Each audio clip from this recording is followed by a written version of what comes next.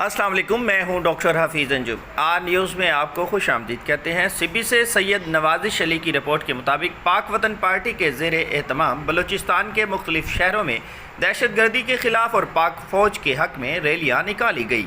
Chairman पाक वतन party Mir Saifullah Khan Domki की हिदायत पर डेरा अल-अयार, मुख्तियार आबाद, छत्तर समेत दीगर शहरों में दहशत गर्दी के ख़िलाफ़ और पाक फ़ौज के हक़ में रैलियाँ निकाली गई।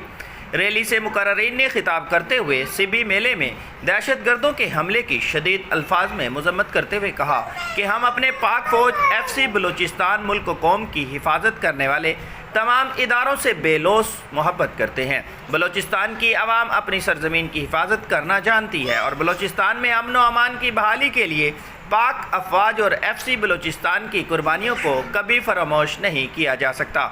मुकर्ररीन का कहना था कि सिबी में 8 मार्च को होने वाली दहशत गर्दी बुज़दिलाना फेल है। सिबी में होने वाली हालिया दहशत गर्दी में बैरूनी कुव्वतें मुलविस हैं। सरजमीन बलूचिस्तान के लिए जानों का नजराना पेश करने वालों को खराज अकीदत पेश करते हैं।